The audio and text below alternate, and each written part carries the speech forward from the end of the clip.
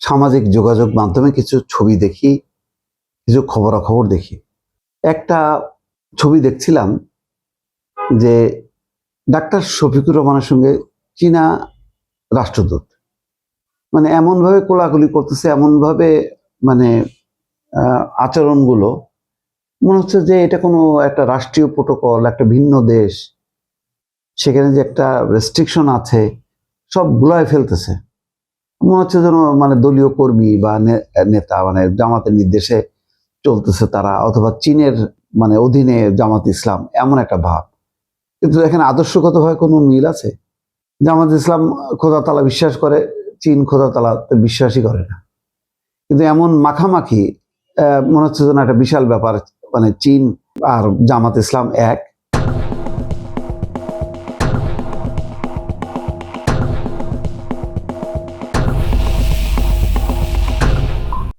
এক সময় এই চীন মাখামাখি করতো বাংলাদেশের বাম রাজনৈতিক দলগুলোর সঙ্গে, রাশেদ খান মেনন তাদের সাথে, দিলীপ বড়ুয়া। এখন সেখান থেকে উল্টায় যে এখন তারা জামাতের সাথে মাখামাখি করছে। আর জামাতও কেন এদেরকে নিয়ে এই কর্মকাণ্ডগুলো করতেছে, কেন বলতেছি, নিশ্চয়ই আমার এই বক্তব্য জামাতের নেতাকর্মীরা, সমর্থক, শুভাকাঙ্ক্ষীরা শুনে আহত হচ্ছেন, বলতেছেন যে আমি আবারও বোধহয় একটা কথা বলছি। দেখেন, আজকে ঈদ উপহার নিয়ে বিভ্রান্তির ব্যাখ্যা দিল চীনা দূতাবাস। কেন ব্যাখ্যা দিতে হবে কেন? তাহলে ব্যাখ্যা দেওয়ার মতন একটা পরিস্থিতি তৈরি হয়েছে। কি সেটা? খবরটা শোনেন। যে খবরটা প্রকাশিত হয়েছে, জামাত ইসলামীর আমির ডাক্তার শফিকুর রহমানকে সঙ্গে নিয়ে ঢাকার চীন দূতাবাসের ঈদ উপহারকে কেন্দ্র করে সামাজিক যোগাযোগ মাধ্যমে যে বিভ্রান্তি তৈরি হয়েছে তার ব্যাখ্যা দিচ্ছে দূতাবাস।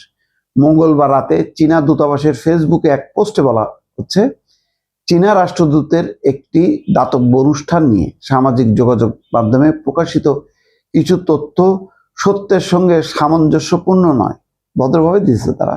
দূতাবাস বলছে, বাংলাদেশে চীনের বন্ধুত্বপূর্ণ নীতির প্রতি তারা প্রতিশ্রুতিবদ্ধ। নির্বাচিত সরকারের সুশাসনের প্রতি সমর্থন পুনর্ব্যক্ত করছে তারা। বুঝছে যে এটা গভর্নমেন্ট মাইন্ড করে কিনা, এই জন্য তাড়াতাড়ি ব্যাখ্যা দিতে বাধ্য হচ্ছে। এটা কেনই পর্যায়ে উপনীত হলো, এটাও একটু বোঝা দরকার। দূতাবাস বলছে যে দুই দেশের জনগণের কল্যাণে বাংলাদেশ সরকার একসঙ্গে কাজ অব্যাহত রাখবে। মঙ্গলবার ঘটনাটা ঘটছে, মঙ্গলবার গতকালকে ঢাকার মিরপুর 10 নম্বর আদর্শ বিদ্যালয়ের মাঠে চীনা দূতাবাস ঢাকার বাসিন্দাদের মাঝে ঈদ উল ফিতরের উপহার হিসাবে খাবারের প্যাকেট বিতরণ করেছে। আচ্ছা, অনুষ্ঠানে ঢাকায় নিযুক্ত চীনা রাষ্ট্রদূত ইয়াও ওয়েন এবং বাংলাদেশ জামাত ইসলামের আমির শফিকুর রহমান উপস্থিত ছিল।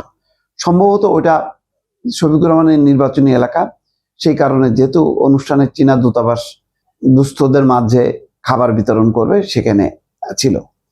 অনুষ্ঠান শেষে জামাত ইসলামী, দেখেন বিভ্রান্তিটা কোথায়, অনুষ্ঠান শেষে জামাত ইসলামীর ভেরিফাইড ফেসবুক পেজে চীন এবং জামাতের যৌথ উদ্যোগে উপহার বিতরণের কথা উল্লেখ করা হয়।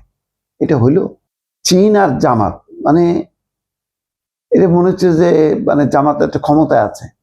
জামাত ক্ষমতায় থাকলেও তো সে তখন সরকার হিসেবে চীনের এটা হইতে পারে। একটা দলের সাথে একটা দেশ কিভাবে যৌথভাবে মানে ঈদ উপহার বিতরণ করে, সেটা জামাত ইসলাম বেককলের মতন তারা আবার অফিসিয়াল ভেরিফাইড ফেসবুক পেজে দিচ্ছে। কাণ্ডজ্ঞান দেখেন। যদিও ঈদ উপহার হিসেবে খাবারের প্যাকেট বিতরণের আয়োজন যৌথ ছিল না, চীন বলতেছে এটা যৌথ ছিল না, এটি চীনা দূতাবাসের একক আয়োজন ছিল। আর এখানেই বাধে বিভ্রান্তি। এদিন রাতে চীনা দূতাবাস ঈদ উপহার বিতরণ নিয়ে ফেসবুকে একটা পোস্ট করে। সেই পোস্টের কোথাও যৌথ শব্দের উল্লেখ নেই, বরং এটি যে চীনের একক আয়োজন সেটি তুলে ধরেছে। চীন ফকির নাকি যে ওই আচ্ছা জামাত ইসলাম আপনারা 1 লাখ টাকা দেন, আমরা 1 লাখ টাকা দিয়ে আসেন, আমরা যৌথভাবে দিই, এটা করবে কোনোদিন? কিন্তু জামাত লিখতেছে তার অফিসিয়াল ফেসবুকে যৌথভাবে। মানে এটা কি? তাদের অনুষ্ঠান, লোকাল এমপি হিসেবে জামাতের শফিকুর রহমান থাকতে পারেন, সেটা হইতে পারে, কিন্তু ওইটা একেবারে ক্যাপচার করে নিয়ে নিল এই অনুষ্ঠানটা জামাত ইসলাম। আমি তো বুঝলাম না এটা।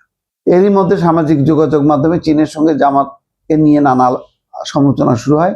তার পরিপ্রেক্ষিতে ঢাকার চীনা দূতাবাসে একটি পোস্টের মাধ্যমে তাদের অবস্থান ব্যাখ্যা করেন। চীনা দূতাবাস ব্যাখ্যার পর জামাতের পক্ষ থেকে পোস্টটি সংশোধন করা হয়। দেখেন, তারা দেওয়ার পরে তারপরে যে যৌথভাবে খাবার বা উপহার বিতরণ, এটা সংশোধন করা হয়। দেখছেন, এর আগে কি করছে শফিকুর রহমান সাহেব, তার পররাষ্ট্র উপদেষ্টা তাকে মন্ত্রীর পদমর্যাদায় পররাষ্ট্র মন্ত্রণালয়ে নিয়োগ দেওয়ার জন্য খলিলুর রহমানের কাছে চিঠি লিখছে। তাজ্জব ঘটনা, মানে ন্যূনতম কাণ্ডজ্ঞান থাকলে এই ঘটনাগুলো করে। এটা তো বিব্রতকর না? চীনা দূতাবাসের সঙ্গে চীনা দূতাবাস একটা বিব্রত অবস্থার মধ্যে পড়লো না? এটা বিএনপি সরকার আছে বলে রক্ষা, আওয়ামী লীগ অবস্থাটা খারাপ করে দিত একেবারে। জামাতকে আরো ম্যাচিউর পলিটিক্স করার দরকার।